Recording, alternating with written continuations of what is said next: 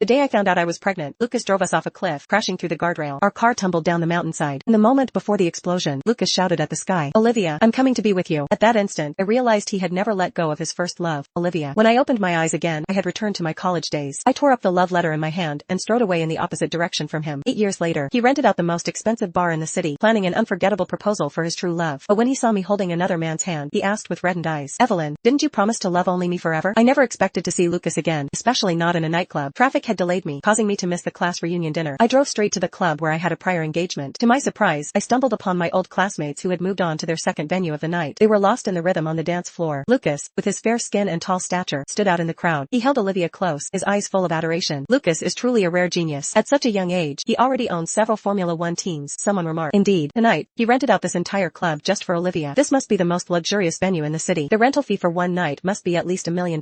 Well, you can't put a price on a beautiful woman's smile. As the music stopped, Olivia stood there, flushed and slightly out of breath. Suddenly, the big screen lit up, playing a montage of Lucas and Olivia's romantic moments. The crowd started to cheer as Olivia was ushered onto the stage. Lucas, holding a bouquet of roses, got down on one knee before her. "Olivia, will you marry me?" His voice was as soft as a gentle stream, almost overflowing with emotion. Someone in the crowd asked, "When did Lucas break up with Evelyn?" The question, neither too loud nor too soft, reached everyone's ears. Hearing my name, Lucas's expression darkened, his smile fading. Olivia's face froze for a moment before she quickly recovered, accepting the flowers from Lucas with a polite smile. Lucas has always been popular with women, but who hasn't made mistakes when they were young? The important thing is that it all worked out in the end. The crowd laughed, continuing to compliment the couple on how well matched they were. I stood in the corner, watching their intertwined fingers. Was I the mistake she referred to? But she didn't know that in my previous life, it was Lucas who had pursued me. He had fallen for me at first sight, launching an intense pursuit. Who could resist a handsome, tall, intelligent man who loved you to the point of obsession? So I agreed. On the day we became official, Lucas cupped my face, hesitating to kiss me. "Evelyn, am I dreaming?" he had said. "If I kiss you, will I wake up?" I laughed, brushing his beautiful eyes before standing on tiptoe to kiss him. That night, he promised me, "Evelyn, I'll be good to you for the rest of my life." I believed him, but he lied. I took a deep breath and headed towards the elevator through the dim light. A sharp-eyed former classmate spotted me and exclaimed, "Evelyn, what are you doing here? What happened to you? You look so disheveled. Don't tell me you're still unemployed. Since Lucas is here, why don't you ask him to help you find a job that pays at least $5,000 a month for old time's sake?" Their mockery was undisguised. I didn't care, just smiling politely as I poured myself a glass of ice water. From the moment I entered, Lucas's gaze had been fixed on me, never wavering. Seeing me take a free glass of ice water, he seemed to relax a bit and said casually, "Order whatever you want. I'm covering all the expenses tonight." I replied, "Thank you, but that won't be necessary." My tone was polite but carried an unmistakable distance. Lucas's attempt to approach me halted. Half his face was hidden in the shadows, making his expression unreadable. After a long moment, he let out a bitter laugh. "Evelyn, after all these years, you're still so prideful." Olivia's gaze was filled with wariness. She intertwined her fingers with Lucas's, eyeing me with a look of ownership and contempt. "Evelyn, I don't mean to be rude, but as a woman, you should at least make an effort with your appearance when you go out. Look at your mismatched clothes and messy hair. How do you expect any man to want to marry you like this? I have plenty of clothes at home that I don't wear anymore. If you don't mind, you can have them. After all, Lucas buys me so many that I can't even fit them all in 2 walk-in closets." The crowd burst into laughter. I turned to look at my reflection in the glass. After 2 days of non-stop work on set, I was exhausted and hadn't bothered with my appearance. Standing next to the impeccably groomed Olivia, I did look rather unkempt in comparison. "No, thank you," I said, waving her off as I helped myself to some chilled fruit from the bar. I was too hungry to care about my table manners. Lucas suddenly walked towards me and held out his phone. I looked up at him, confused. "Give me your account number. I'll transfer you $300,000, he said. "Your current situation is ultimately because of me, but we're in the past now. Don't be so stubborn. Stop waiting for me and move on with your life." Lucas's phone wallpaper was a picture of Olivia holding a large bouquet of flowers. Looking at her carefree smile, I felt a bit dazed. In my previous life, let alone being his wallpaper, there wasn't a single trace of me on Lucas's phone. He didn't even save my number because he never needed to contact me. Whether in life or work, I always arranged everything for him in advance. It turns out that love and indifference are indeed very obvious. We started dating in college and got married right after graduation. He dreamed of becoming a race car driver, while I wanted to study film directing. 2 completely different dreams that would never intersect. Seeing his dejected eyes, I gave in. I gave up the opportunity to study abroad without hesitation, following him around with heavy toolboxes day after day. He didn't have professional equipment, so I would ride my bicycle around the city at night delivering food, saving money to buy him the most expensive and best racing suits. He didn't have a maintenance team, so I taught myself car repair techniques, taking on the work of an entire team for him alone. But he still lost. His second-hand race car, bought at a low price, could never outrun others' latest models. Despite my tireless efforts to comfort him in his depression, he pushed me away harshly, his eyes filled with a disgust I had never seen before. "I'm sick of this boring life with you. If I had chosen Olivia back then, I wouldn't be living like this now." Those words shattered all my hopes for the future. I didn't even have time to look back at the road we had traveled before we both died in that cliff accident. I wanted to beg him to save our child, but the words were swallowed by the flames before they could leave my mouth. Since fate had given us a chance to start over, we both chose to pursue the lives we wanted. There was no need for any further contact between us. I pushed the phone back to him. "There's no relationship between us. This isn't necessary." Lucas frowned, his voice trembling slightly, though he didn't seem to notice it himself. "No relationship? What do you mean? Am I just a stranger to you now?" I looked up, meeting his gaze steadily. "Aren't we? Our lives have no intersection. Whether I dress well or poorly, whether I live comfortably ugly or not, what does it have to do with you? If you have too much money to spend, you might consider helping those in need. Perhaps feeling that I had embarrassed him in front of everyone, Lucas's expression turned impatient. He coldly rebuked me. Evelyn, stop pretending. Didn't you show up here just to get my attention? Seeing this, Olivia gently comforted him. Lucas, don't say that about Evelyn. It's too harsh. Turning to me, the contempt in her eyes was barely concealed, though her tone remained gentle as ever. Evelyn, don't mind Lucas. He's just concerned about an old classmate. How about this? I opened a private clinic on South Street. We need a receptionist there, with a salary of $7,000 plus room and board. If you're interested, you can work there. Someone nearby exclaimed. South Street is prime real estate. To have a clinic there, Olivia must really be something. Evelyn, you've struck gold. Quick, thank Olivia. I rolled my eyes, calmly eating my fruit and refusing their offer once again. No need. I'm very happy with my current job. Seeing that I didn't appreciate their gesture, those trying to curry favor with Lucas immediately stood up to criticize me for being ungrateful. Evelyn, I think poverty has made you crazy. Lucas and Olivia are trying to help you, and not only are you not grateful, but you're acting all high and mighty. We're all old classmates. Everyone knows what you're worth. Don't miss this opportunity for the sake of your worthless pride. After he finished speaking, Olivia pretended to stop him. Please don't say that about Evelyn. Maybe she really likes her current life. As she spoke, her eyes welled up with tears, as if she had been bullied. Seeing the tears in Olivia's eyes, Lucas pulled her into his arms, comforting her softly. Olivia, you're just too kind. He turned to me and said, Evelyn, I didn't expect you to still be so selfish and hypocritical. You really are beyond help. You only deserve the worst life has to offer. I was curious why Lucas would say such things about me. In both my previous life and this one, I had never done anything to hurt him. Why, after all these years, was he still speaking to me so harshly? I didn't want to engage with them any further and stood up to go to the private room upstairs. However, a former male classmate blocked my way. He held a drink and leered at me as he approached. Evelyn, I always hated that high and mighty act of yours. Never thought I'd see you like this. How about you drink with me? $500 per glass. What do you say? If you let me hold your hand, I might even pay extra. I looked closely and barely recognized him as the guy who had confessed to me at the graduation ceremony. I think his name was Jack. At the time, I was focused on securing a spot for further studies abroad, so I had flatly rejected his advances. I didn't expect him to hold a grudge for so long. Everyone was laughing, and no one came to my aid. I frowned. It wasn't my intention to join their gathering. If I hadn't had a prior appointment, I would have left long ago. The security guards were nowhere to be seen. As I was about to push him away, Lucas, who had been quietly watching everything, suddenly threw his glass violently at Jack. His tone was ice cold. Stay away from her. Jack, now drenched in alcohol, was about to lash out but stopped when he realized it was Lucas. He could only turn back and glare at me viciously. The glass shattered on the floor. Olivia's schadenfreude smile instantly vanished as she looked at Lucas in disbelief. Lucas, what are you doing? Lucas didn't even glance at her, his eyes fixed on me. This is my event tonight. I don't want any accidents happening here. I took 2 steps back, wiping the alcohol off my pants. The security here is really poor. Olivia looked at me, her eyes almost shooting fire. You're complaining now? Do you know where you are? This is the property of Adrian, the movie star. If it weren't for Lucas, someone like you wouldn't be able to set foot in here in a lifetime. At the mention of Adrian, several female classmates suddenly became excited. Is that the Adrian who's won all those awards at such a young age and has been on the city's richest list for 5 consecutive years? I heard he already has a child, but his wife has never been seen in public. Just then, the main door was suddenly pushed open. A little girl, surrounded by a group of bodyguards, entered the hall. The girl looked around curiously. A butler in a suit followed closely behind her, cautiously saying, Miss, please walk slowly. Be careful not to bump into anything. The old classmates became excited instantly. Someone who can freely enter a private event and is called Miss must be the movie star's little princess. My goodness, she looks exactly like Adrian. I was about to step forward when the man who had been splashed with alcohol by Lucas earlier blocked my path again. He didn't dare confront Lucas, so he took out his frustration on me. Evelyn, if it weren't for Lucas, how could someone like you even get to see the movie star's daughter? I suggest you kneel down and apologize to me right now. If I'm in a good mood, I might even marry you. A good man like me with a stable monthly income of $5,000 is hard to come by. I advise you to be sensible. I ignored him and watched as the movie star's daughter was surrounded by people. They bombarded her with questions, and some had already taken out their phones to take pictures. Olivia's face no longer showed the arrogance from earlier. Instead, she wore a fawning smile. Little sister, is your daddy Adrian? After getting confirmation from the little girl, Olivia's smile became even more ingratiating. What are you doing here? Would you like some fruit? Let sister get it for you. As she spoke, she reached out to touch the girl's face. The little girl pushed Olivia's hand away and walked straight towards me. Under everyone's gaze, she threw herself into my arms, sweetly calling out, Mommy.